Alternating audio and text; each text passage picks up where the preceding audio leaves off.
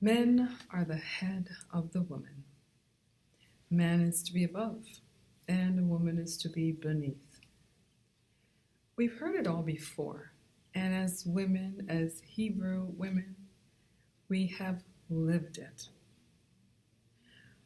Was this what Yah intended for us? Did Yah put Adam in a trance and make someone who was less than? I honestly don't believe that he ever wanted women to be devalued, derided, and debased as we have been today.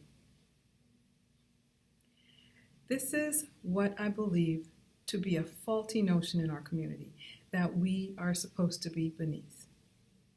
And I've heard on many occasions that women is to be the helpmeet, and I will insert a very heavy sigh right here, because first of all, that was a mistranslation. With the amount of information available to us now, I am still appalled at the amount of people who do not go back to the Hebrew to get more clarification on what the Bible said. Now, Bible Hub now even has the scriptures available to assist. And you can look at the Greek in the Brit Hadashah, which leads back to the Erverh, the Hebrew, and you can get your clarification that way. But if we are claiming to be Hebrew Israelites, we should learn at least a little bit of Hebrew. Now, I want to clarify something right here. I do not like the modern Hebrew. Whenever I can, I will be going back to the Paleo Hebrew because that will give us a better breakdown. I also do not subscribe to the Laquan Dasha or whatever it's called, this supposed Paleo Hebrew translations that our people have come up with. It's akin to Hebrew Ebonics. It's something that someone came up with, and it doesn't have any security in the languages that are found in Africa today. The Bantu and the West African languages have a lot of the Paleo in it. So if you ask if Yah only could use the letter A as a vowel, I don't believe that our Yah is that small. But I digress. What I hope to do in this documentary is show the ways that women were more than just floor mats to walk on. Yes, there may be men who treat their women as queens, and I'm not talking about those men. I'm talking about the ones who have been Hellenized. Maybe this is why Yah allowed me to be raised in a Greek neighborhood, unbeknownst to what those people actually did to us. Now, I learned while I was living in those neighborhoods that Greek men treat their women like dirt. And the way I see some of our men treating our women is no different.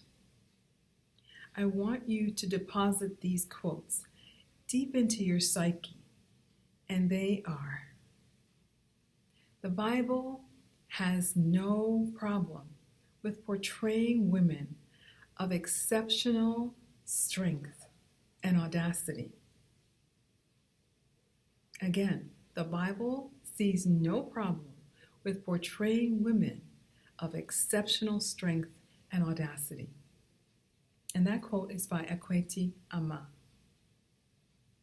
The second one is that the Most High is able to and does entrust His word with the power that it encompasses to all calibers of women.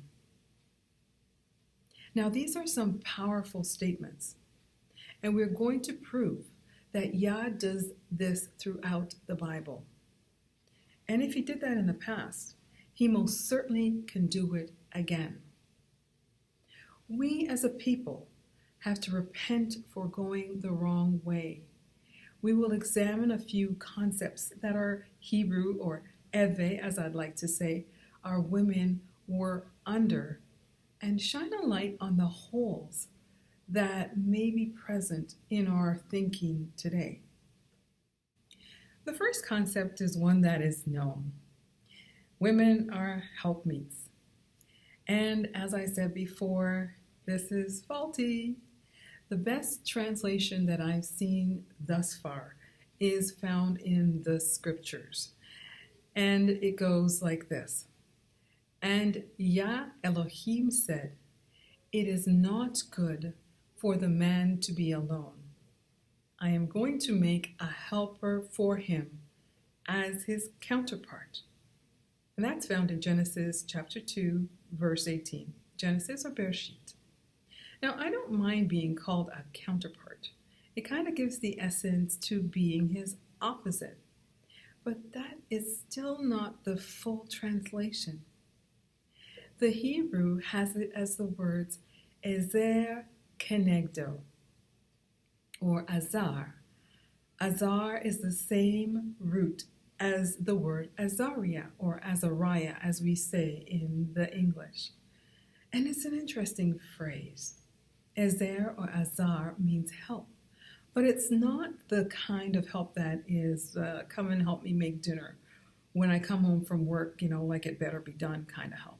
It refers to someone who is quite strong and able to come to the rescue of someone who is in major trouble. This is not what we see as the helpmeet of today, and it's a big difference. And this is the reason why, contrary to the pushing of our women to be something completely different, Black women are still strong. So I'm going to ask you, if you hired someone to help you in your garden, for instance, would you want someone who is not able to do the task? And same as if you're a chef, for instance, and you wanted someone to come and help you with baking dessert. Wouldn't you want a person who knew how to turn on the oven and excel? In each instance, the person who wanted to do the hiring would want a strong, capable person. So why do we think women need to be less than that, a strong, capable person? So let's break down each letter. Itzer, Ezer, Azar, a help, a helper. The original word in Hebrew is Azar, Ayin, Zayin, Resh, or in the Paleo, which is what I'm going to be using, El Zan Resh. El or Aleph means strong, power, leader, ox head. The Zan means food, cut, nourish, or a mattock. And the Resh, which is the same in modern Hebrew, is first, top, beginning, head of a man. So wait a minute. This person, the woman, was supposed to also be first or on top? Y'all don't yell at me. Hebrew is concrete, and I'm only reading what is available to you as well. She is to be a strong leader, and she can feed and nourish you or cut you like a pickaxe. We don't even need Konegdo to go with this. If we are allowed to be Etzer or Azar, the man fulfilled his role as well, things would be so well, no? But I digress. Etzer, Azar, is a strong, top-notch person who nourishes when necessary or sends a cutting blow if that is appropriate. Yah had way more for us women. Now, Konegdo is where it gets interesting. The root of Konegdo is neged. Neged means in front of, in sight of, opposite to. That sounds a lot like the letter breakdown of Etzer as well. So when Yah comes up with things, he knows what he's doing. It's an adverb or a preposition, preposition, and it is from the original Hebrew word spelt kaf, which means bend, open, allow, tame, open palm. Nun, which is continue, air, sun, seed. Gam, which is gimel in modern Hebrew, gather or walk. And dal, which has become dalet in modern Hebrew, door, move, hang, entrance. Wow. I know that my life would have gone in a completely different direction had I known that was the real meaning of Bereshit 2:18. So women are to be before and opposite or opposed to. And that is such a deeper meaning. We are opposites of men, yes. And when you put etzer with it, you get opposite strength. Opposite strength. Before and opposite or opposed. So if a man is going the right way, the woman is before him, beside him, walking along with him, helping him pave the way. But if a man is not going Yah's way, when he is going the way of his own mind, she is opposed to him, telling him to smarten up. They complement, complement, each other. When one pushes, the other may pull. It is a yin and yang kind of situation, although I don't like that phrase much myself. Now that goes precisely into the next concept that I want to address. And that concept is that women are powerful. Women have the power, but men have the authority. What? Yes, all through Scripture we see that women had the power. In 1 Esdras, wise men are trying to talk to King Darius and tell him what is the most powerful thing. And one of the wise men claims that women were the most powerful thing of all. And this is what he says in verses 13 to 32 of 1 Esdras. Then the third young man, Zerubbabel, who had spoken of woman and truth, began to speak. Gentlemen, isn't the king great? Aren't men abundant? And isn't wine strong? Who is, though, that masters them or rules over them? Isn't it the woman? Women give birth to the king and to all the people who rule over the sea and land. From women they are all born. It was woman who brought up those men who plant the vineyards from which wine is produced. Women make men's clothes. They bring men honor. Without women, men aren't even able to exist.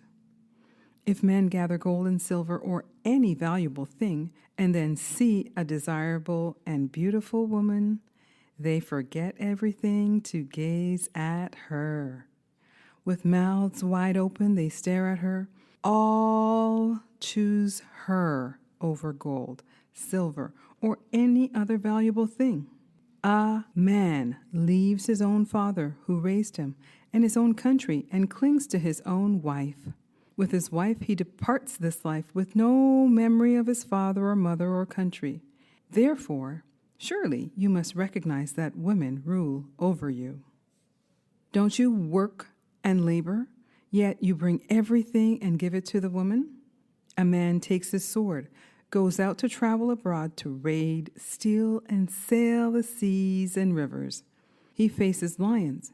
He walks in darkness. When he steals and robs and plunders, he carries it back to the woman he loves. A man loves his own wife much more than a father or mother.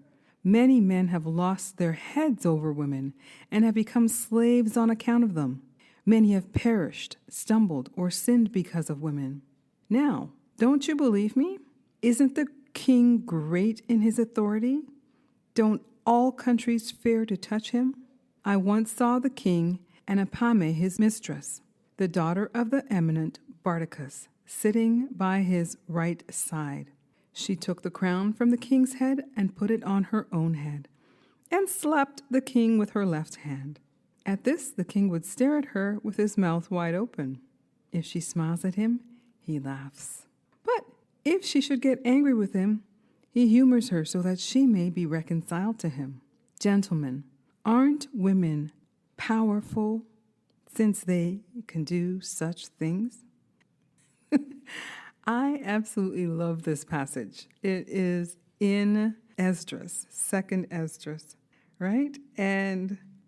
First Esdras. And it describes what a man who is gaga over a woman would do. Men walked out the thing. This is not something that I made up. If a couple was married, who did the angel usually appear to first? It was usually the woman.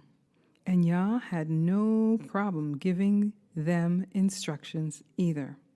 In 1 Samuel chapter 1, we read the narrative of Hannah, a barren Hebrew woman. However, a lot of people don't see the part where she was in disobedience by not celebrating the feast times. And that could have been the reason why her womb was shut up. It was after she poured out her heart to Yah at the tabernacle that she got a direct blessing from the priest Eli. She actually decided to eat at that feast and celebrate with the rest of the people. And Eli did not call for her husband, Elkanah. Eli told her directly that she would have a son, and Shemuel was born. In another narrative, Samson's mother had an angel appear to her not once but twice. She told her husband, Manoah, and he told her to call him when the angel appeared again. So the second time, she told the angel, wait here, and she ran and got her husband. The angel gave her instruction, as it was her to carry the baby, who would be Samson. She had to be the precursor to the Nazirite vow, or the child would be defiled. And if I'm not mistaken, she was the first one to actually do that. Another instance is when Elizabeth, Yahushua's cousin, got insight about the Mashiach when Miriam came to visit her. Elizabeth knew that Miriam was carrying a special baby, and nothing was told about Zechariah, Elizabeth's husband. He wasn't even mentioned. Yahushua's mother was told by an angel that she would be with child. She became pregnant, and then Yosef was going to put her away, and that is when the angel appeared to him also, so that he kept her as his wife. The angels appeared to the women first after HaMashiach rose from the dead. They were told to go to the rest of the apostles to tell them that he had risen. But better than that, HaMashiach appeared also to Miriam of Magdala after he had risen without the input of any man. The Most High is able to and does entrust his word with the power that it encompasses to all calibers of women. The next concept is that Yah used women as prophets, or rather prophetesses. What is a prophet or prophetess? Dictionary.com defines a prophet as a person who speaks for a god or a deity, or by divine inspiration. A person chosen to speak for Yah to guide the people of Israel. One of the major prophets or minor prophets. One of a band of ecstatic visionaries claiming divine inspiration and, according to popular belief, possessing magical powers. A person who practices divination. And don't we know about that? One of a class of persons in the early church, next in order after the apostles, recognized as inspired to utter special revelations and predictions. Number 6, a person regarded as or claiming to be an inspired teacher or leader. We have a lot of those. And number 7, a person who foretells or predicts what is to come, such as a weather prophet or a prophet of doom. And number 8, a spokesperson of some doctrine, cause, or movement. So, in summation, a prophet is a person who speaks Yah's truth to others. The English word prophet comes from the Greek word prophetes, prophetes. So, pro meaning for, and fetes is forth. A prophet or prophetes is one who speaks forth or an advocate. The Hebrew word is nabi. The word nabi is Strong's 5030 and is defined as such: a spokesman, a speaker, or a prophet. It is a masculine word, which is interesting because we have female prophets or prophetess. So the letters of Nabi are Nun, which means continue, heir, son; Bet, family, house, in; Yad, which is work, throw, or worship; and El, which is strong, power, leader, ox head. So a Nabi, a prophet, is a strong leader whose work it is to continue the family or to make sure the heirs, the sons, are inside of the house. Wow. When I saw or heard that, I just thought that is exactly what a prophet does. Prophets or prophetesses tell the sons, aka the children of Israel, to get in the house so that their seed can continue. They warn of danger, point out sin, and guide the people back to Yah's house, or else. We know what happened on that front. We are sitting here trying to get back to the house now. We have lived that out. We have lived out the prophecies. The Bible lists 16 prophetesses and 133 prophets in total. Now, some were single, and others, like Hosea and Ishiyahu, were married. Ishiyahu, or Isaiah, was also married to a prophetess. It was so noteworthy that the Bible talks about him making love to her, quote unquote, and having to continue with Yah's work even when she died. The first prophetess we are going to touch on is Miriam. She was the sister of Moshe and Aharon. Miriam played an important role in Moshe's life, as she was the one who was there at the beginning, making sure that he stayed alive, and she was there as they aged, wandering through the desert with him. Yeah, it's not widely known, but in Yashur, Miriam prophesied her brother's leadership role and, birth. In Yashur 68, we read, "And it was at that time that the Spirit of Yah was upon Miriam, the daughter of Amram, the sister of Aharon.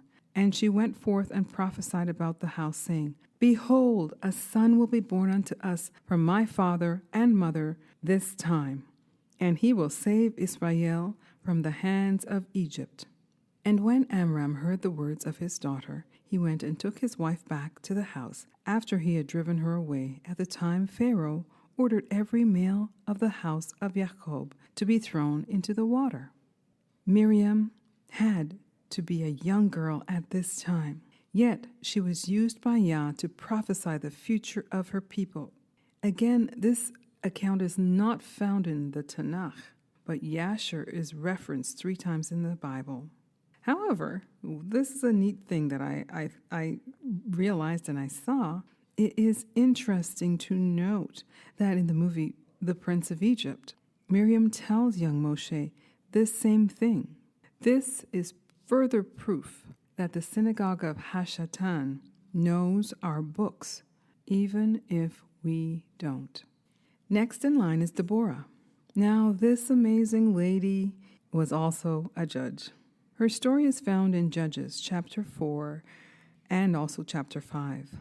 The Bible has no problems showing that this woman was very strong and that she judged the nation rightly. The Bible never mentions that her husband did anything spectacular, just that his name was Lapidoth. Judges 5 says, "And Deborah, a prophetess, the wife of Lapidoth, was ruling Israel at that time. And she was dwelling under the palm tree of Deborah between Ramah and Beit El in the mountains of Ephraim. and the children of Israel came up to her for right ruling. If Lapidoth had a problem with his wife being a judge, the Bible would have shown this. She was so well known that she had a palm tree named for her. I mean, like, how cool is that? And when Deborah commanded Barak, one of Israel's generals, to go and kill Sisera, Barak cowered and told her to come with him. Deborah did so, and she killed Sisera, who had been oppressing Israel for 20 years. And she took the credit for it as Barak was spineless. Barak was one of our generals, and he could not stand up to another general. A woman had to show him up. The third prophetess we will look at is Huldah.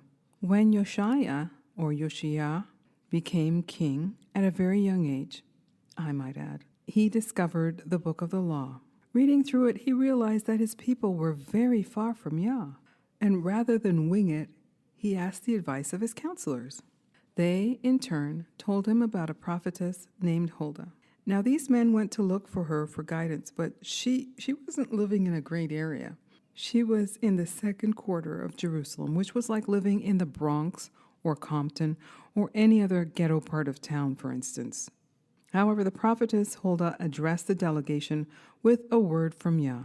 2 Kings chapter 22, verses 15 to 20 says, "And she said to them, Thus says Yah, Elohim of Israel, say to the man who sent you to me, Thus said Yah, see, I am bringing evil on this place and on its inhabitants, all the words of the book which the sovereign of Yehudah has read, because they have forsaken me and burned incense to other mighty ones, to provoke me with all the works of their hands.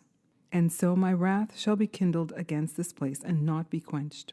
And to the sovereign of Yehudah, who sent you to inquire of Yah, say to him, Thus says Yah, Elohim of Israel, As for the words which you have heard, because your heart was tender, and you humbled yourself before Yah, when you heard what I spoke against this place and against its inhabitants, that they would become a ruin and a curse, and did tore your garments and wept before me, I have heard, declares Yah.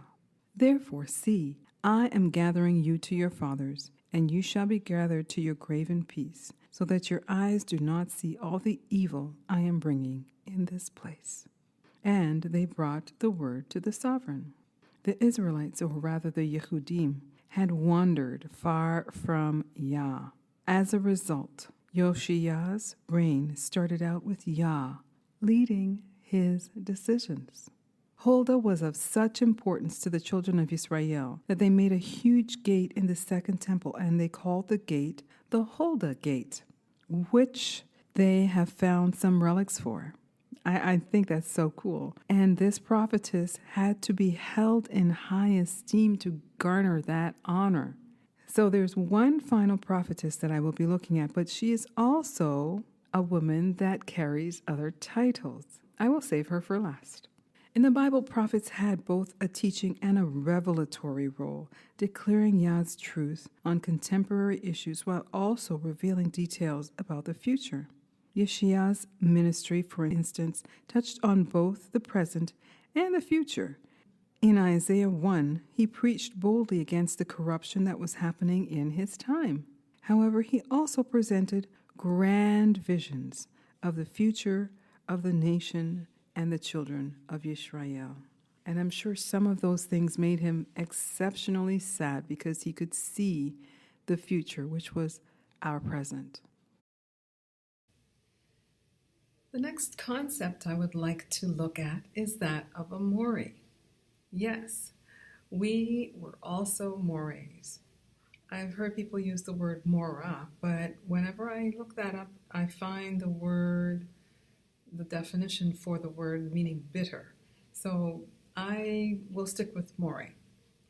The women of the Bible taught their children Torah, while the men were out in the fields doing business or at the city gates or whatever they did. The women were at home with the children, running the house. And although many of them had handmaids, that did not excuse them from teaching their children the laws, the statutes, and the commandments. First, the breakdown of more is this. More. Mem, Wav, Resh, He. Mem, which is Mem in modern Hebrew, means chaos, mighty, flood, water. Wav, or Vav in modern Hebrew, means add, secure, hook, tent peg. Resh, which is the same, means first, top, beginning, head of a man.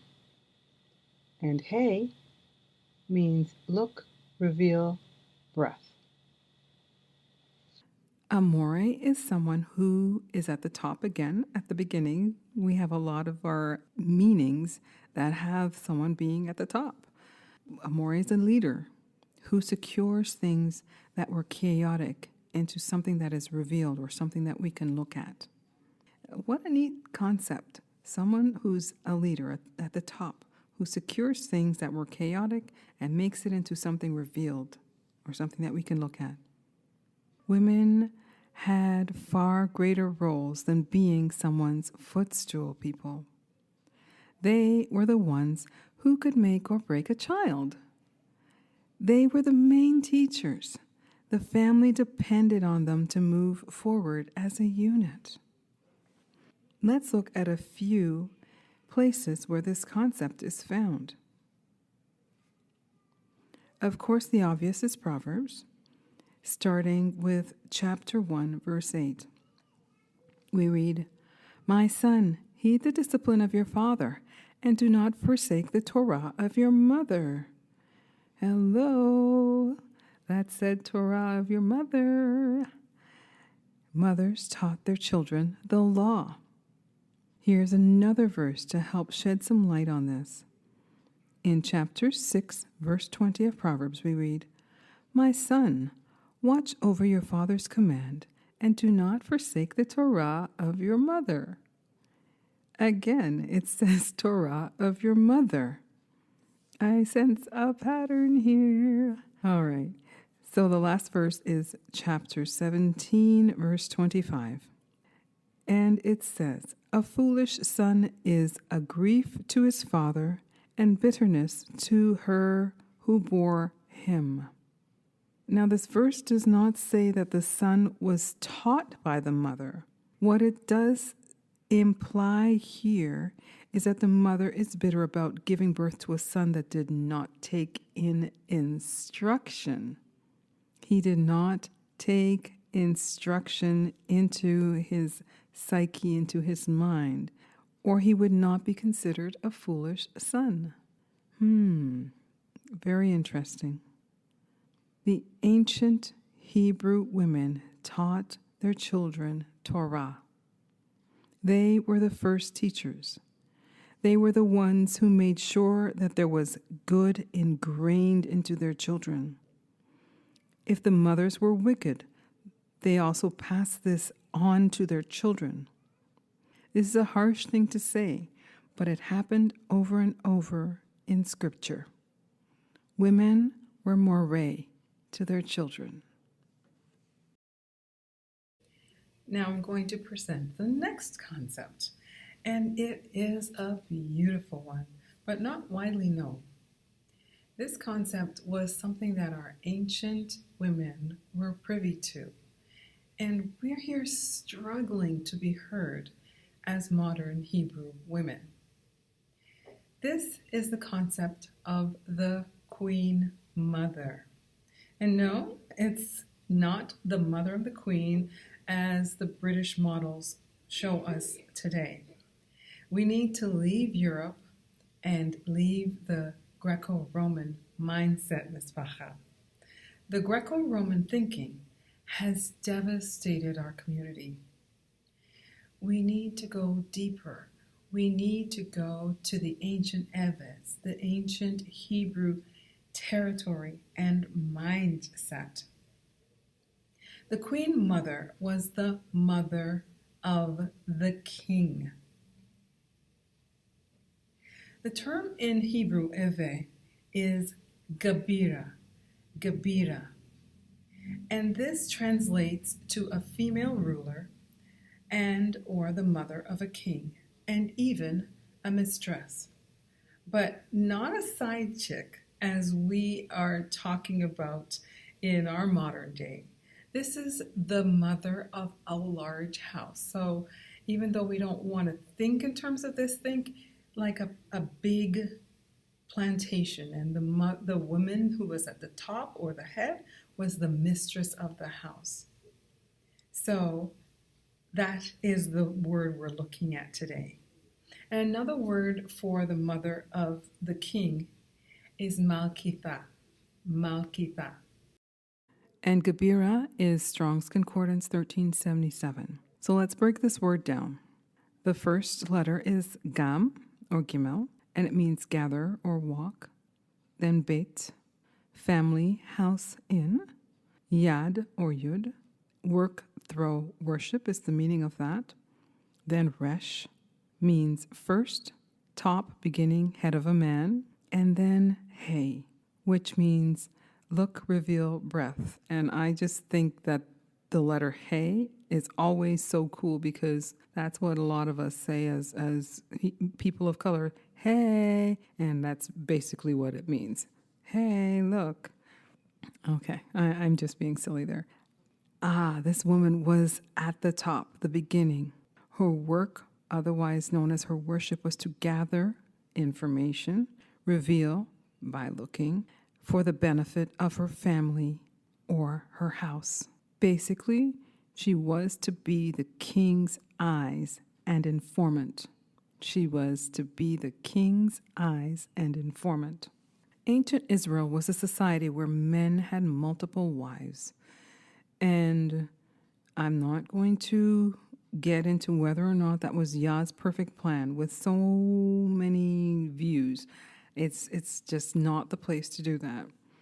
There were a lot of stepmothers to deal with in any given household. The mother of the reigning king would have to be a woman that was looked up to because of that. The Book of Kings shows that Gabiras ranked almost as high as the king. She had a position that had a lot of political weight, as well as on the social scale. Account of Shlomo in 1 Kings 2:19 goes as follows. And Bathsheba came to sovereign Shlomo to speak to him for Adonai-Yahu. And the sovereign rose up to meet her and bowed down to her and sat down on his throne, and at a throne set for the sovereign's mother. She sat at his right hand. The right hand is always an important thing. I'm left-handed, so it's always a thing for me to be seeing that. But the right hand is a place of honor. How can we overlook such an important verse? Shlomo did not have his mother stand while he sat. He got up and had another throne brought for Bathsheba. She garnered his respect, and he respected what she had to say. Why? The Gebira was the king's first moreh. She is who gave him the teaching and discipline to get him to the palace in the first place. The king showed his appreciation to his mother by elevating her to the place of high esteem, just a little below him. It doesn't mention his father. It mentions the Gebiras. Throughout the Bible, when the kings are recounted, there are only 2 instances when the Gebira was not mentioned, and they were kings Jehoram and Ahaz. In every other case, the queen mother is named after her respective son, and an even greater exception, the Gebira Athaliah reigned as queen after her son Azayahu was killed. What she did was she killed off the offspring of the next in line, or at least she thought she did, and she reigned as queen for 6 years. What she didn't know was Ahaziahu's sister hid his son, Joash, in the room of a nurse to ensure that he didn't get killed. This queen mother went above and beyond the call of duty, and you can read more of the story in 2 Kings 11. what eventually happened was Joash's aunt was married to a priest, and he reinstated Joash as king.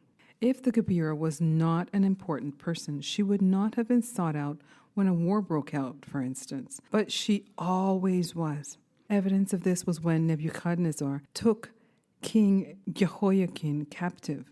Notice the last part of his name, Akin. They try and switch things up so you don't make the connection, but Akin is straight from West Africa. But I digress.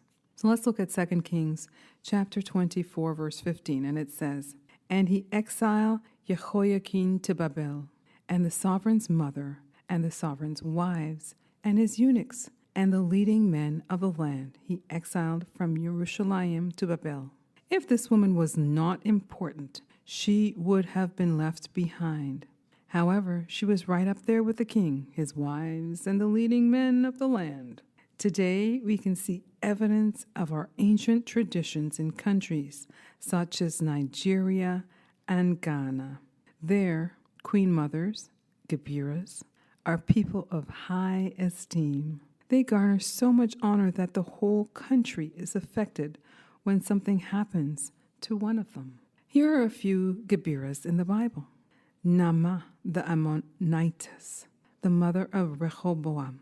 This story is found in 1 Kings 14 and 2 Chronicles 12. Azubah, the daughter of Shili, the mother of Jehoshaphat. That's in 1 Kings 22 and 2 Chronicles 20. Zibiah of Beersheba, the mother of Jehoash. That's in 2 Kings chapter 12 or 1 Chronicles 24. Yekoliah of Jerusalem, the mother of Azariah or Uzziah. 2 Kings 15 or 2 Chronicles 26. Yerusha, the daughter of Zadok, the mother of Jotham. 2 Kings 15. Abi or Abiyah, the daughter of Zechariah, the mother of Hezekiah or Hezekiah. That's in 2 Kings 18. Hephzibah, the daughter of Manasseh. That's in 2 Kings 21. Yedida, the daughter of Adiah of Bozkath, the mother of Yoshia. 2 Kings 22. Hamutal, the daughter of Yirmiah of Libnah, the mother of Jehoaz. And that's in 2 Kings 23. Notice her name is Hamutal, which is very close to Hamutan from the Sahara Desert. Zebidah, the daughter of Pedaiah of Rumah, the mother of Jehoiakim. Again, another Akim. 2 Kings 23. These are not all of the Gebirahs in the Bible. They are a sampling. The question is this: if they were not important, why would Yah have them put alongside their prospective sons? Just ponder that for a moment. If they weren't important, why are they alongside their sons, who are kings? The final person we will be looking at is the most famous Gebirah of all. She's also the last prophetess we will be looking at, and she's a multifaceted woman, having many qualities wrapped up in her nameless person. Although her work is often read and quoted, most people do not even mention her at all. This woman was the writer of Proverbs 31, King Lemuel's mother. And although Lemuel has not been resolved, I hold fast to the belief that the name was another name for Shlomo. Just saying. It's not a debate, though. Proverbs 31 was written by this woman, and no one really takes the time to look into her life. Men, however, love to have a wife that's just like her. They're always wanting a Proverbs 31 woman. And women, the world over, try to emulate the words written from verses 10 to 31, even though they're not Hebrew Israelites. It misses many people that this proverb was, number one, prophetic. And number two, it is also lost on most people that King Lemuel's mother taught him these wise words for him to live by. Listen, King Lemuel's mother taught him these words. So chew on that for a moment. Many men keep pushing for a Proverbs 31 woman, and Proverbs 31 was written by a woman. First of all, this woman was an incredible author. This proverb is acrostic, and each verse starts with a letter of the Hebrew alphabet. That in itself is a great feat. And she was also a Moreh and a Navi. She trained her son to become king. That is also an incredible feat. She was a prophetess, extolling the virtues of what would be a woman of virtue, for lack of a better word. For generations, people and women have strived, both Hebrew and non-Hebrew, to become this woman, the Queen Mother. So what is this quality, this concept that this woman encouraged her son to be? That concept is the Eshet Chayil. Proverbs 31, chapter 10 starts out, Eshet Chayil, Miyimsa Verechok Mipenenim Mikra. Eshet is derived from Ish, the word for woman in Hebrew. And that word, Isha, is Aleph, Samech, Samech, He. Aleph, or El, Samech, Samech, He. El, or Aleph, is strength, first, power, leader. Samech is support, protect. He is behold, reveal, breath. So, a chayil is defined as a person who's vigorous in body, strong, powerful, as a valiant fencer. Number 2, intrepid in danger, courageous and brave. Number 3, performed with valor or bravery, heroic. That, I'm not sure if you're seeing that. There's nothing there about washing people's feet, although that is an honorable thing, or being some sort of simpering woman. A breakdown of chayil is chet or chet, barrier, outside, defend or divide. Yad or yud, action, work, throw, to do. Lam or lamed, guide, teach, control, or lead. And that is a masculine noun, chayil. And the derivative is from chul, which means strength, efficiency, wealth, and army. Chayil also means wealth. Holla! I can always take that part. In most of the translations, we find virtuous, but we also find words like excellent, noble, good, worthy, diligent, and capable.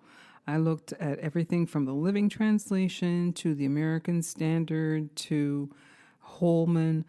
All of these translations, they definitely reflect the feelings of the translators rather than what the exact text says. The only modern version that translated somewhat correctly, besides the restored ones, is the Jubilee Bible. So here is the breakdown of the amount of times the word chayil is used in the Bible. Take a look. The word was used mostly in terms of war. None of the words are mamby-pamby words. Rather, they are words of strength and power. The word is supposed to be a woman of valor or valiant, not virtuous. Women can be virtuous.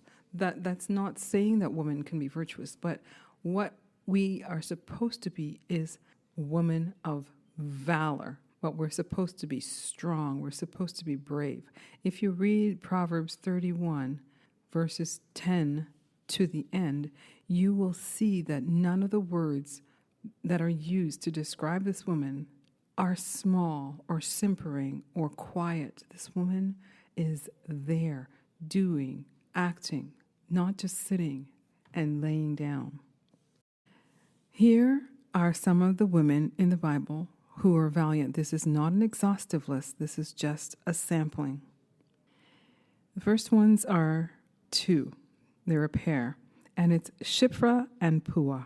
These 2 midwives were in the throes of Pharaoh's edict to kill the firstborn of the children of Israel. However, they followed Yah's leading in spite of the fact that they were ordered to kill Hebrew babies. For their bravery, Yah blessed their households. Yehosheba. I mentioned her before, but I may not have said her name. And this is a beautiful story of salvation. Joash's aunt, Yehosheba, hid her nephew for 6 years. Why did she do that? Well, when King Ahaziah died, Gebira Athaliah killed off all the royal next in line. This is where courageous Yehosheba came in. She put her nephew in a nurse's suite until her husband, Jehoiada, who was a priest, was able to put Joash on his rightful throne. The next story we're going to look at is the story of Ruth. Ruth bravely followed her mother-in-law from her homeland to another country, Israel. She had already taken on the customs of her deceased husband, but moving to Israel solidified this thing. To make a short story even shorter, she was redeemed by Boaz, and as a result bore Obed, the grandfather of King David. He, in turn, was in the lineage of Hamashiach. This story is found in Ruth. Abigail. Abigail's husband Nabal was a dingaling. Basically, he was a dingaling. While he was on the run from Shaul, David helped Nabal's servants stay protected. But Nabal was a man who spoke in haste and didn't acknowledge David's kindness. To prevent David from killing her husband, although it was right of David to do so, Abigail put together food and gifts for David and his men. She apologized profusely for the foolishness of her husband, and thus her husband was spared from David's wrath. However, Yah meted vengeance for David. Nabal had a heart attack and died a few weeks later. After her time of mourning had passed, Abigail was rewarded for her courage with a king as a husband. That story is found in 1 Samuel chapter 25, verses 30 to 33. The Shunammite woman. Elisha used to get an occasional meal at the home of the Shunammite woman and her husband. However, she wanted to take a step of faith. She urged her husband to build an addition onto their home for the prophet. As a result, she was rewarded with a son, as she was previously barren. When her son got ill and died, she had faith that he would be restored. Yah showed his power through Elisha by raising the boy up from the dead. Her faith and courage brought her the blessing of a son. Continuity of the seed was important in ancient Israel.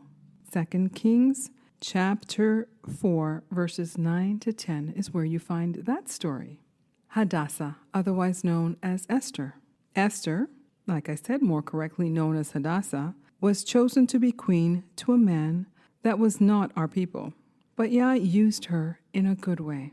Her uncle Mordecai informed her of a plot to kill the Israelites.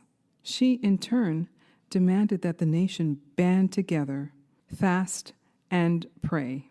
That's something that we need to do right now. She would plead her case for her people to the king, even though the possibility of death was very, very high.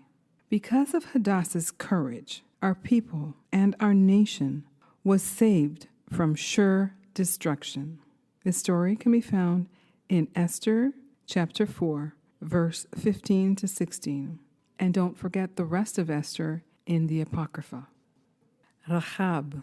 Now this is a woman who most people don't see making the Courage Hall of Fame. She was a prostitute after all. However, she realized the might of the Yah, or the power of the Israelites. As a result, she hid the men who came to spy out the land for Yehoshua. In turn, they promised that Yah would spare her life and that of her families. Her brave act earned her a place in the genealogy of our Hamashiach. and I can't see anything greater than being exalted to that position. You can find her story in Yehoshua or Joshua chapter 2. Ve'i ben Yahweh Elohim et ha-selah aser lakwa min ha'adam le'isa we'be'echa el ha'adam. Genesis chapter 2, verse 22. In English it reads, "And the rib which Yah Elohim had taken from the man, he made into a woman, and he brought her to the man." The scriptures. Yah used women throughout the Bible. If we are honest, he used them almost as much or as often as he used men. In ancient Israel, women were the first teachers. They were the go-between. The Hebrew word for go-between is bin. So they were binas, the people who could know the spiritual significance before the men around them could know it.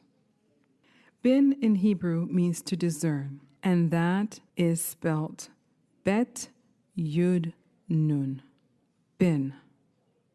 This is our Yah-given strength, being binas, being the between, being the eyes, the discerners.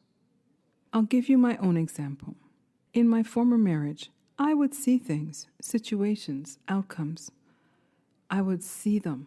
I would tell my then husband not to do something or not to go somewhere. His response was always to brush me off with the words, "Nah, it's okay." And that phrase just right there, when I hear it now, it takes me back. But that phrase was the surefire way that signified beyond a shadow of a doubt that I was right. 99.9% of the time, that phrase ensured that I was right. And the outcome for him would be detrimental. It was always that. In our Torah, women were not able to be priests, and I think it's probably just for the simple fact of the problem of temptation and possibly some other things like our monthlies. But they heard from Yah all the time. They were also able to judge and lead the nation in positions such as judges and queen mothers. Women acted courageously all throughout the Bible. That was what we did, and that is how we were built. My prayer is that the Hebrew, the Erverh woman of this generation would take her place as Ezer Kenegdos, as Eshet Chayils, as Mores and Navis, as Binas and Gebiras, the way Yah intended in the beginning.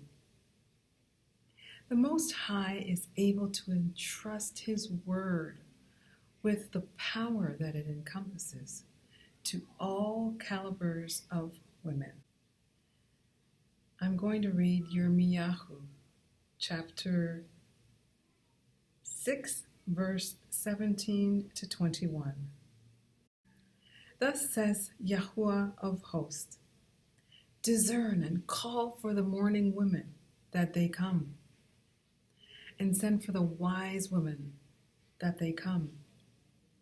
And let them hasten and take up a wailing for us, and let our eyes run with tears, and our eyelids run with water. For a voice of wailing is heard from Zion. How we are ravished. We are greatly ashamed because we have forsaken the land, because we have been thrown out of our dwellings. But hear the word of Yah, O women, and let your ear receive the word from his mouth, and teach your daughters wailing, and each one her neighbor a lamentation. For death has come to our windows and has entered our palaces, cutting off the children from the streets and the young men from the squares. Now we've gone through this. We have been in Jacob's trouble for the longest time. And Yah wants women to arise. It has been prophesied, and the time is now. Like I said in the beginning, the Bible has no problem with portraying women of exceptional strength and audacity. When our women rise to their proper positions as Yah intended, our Hebrew nation will finally see major progress. Hallelujah, hallelujah. Shalom, Mispacha.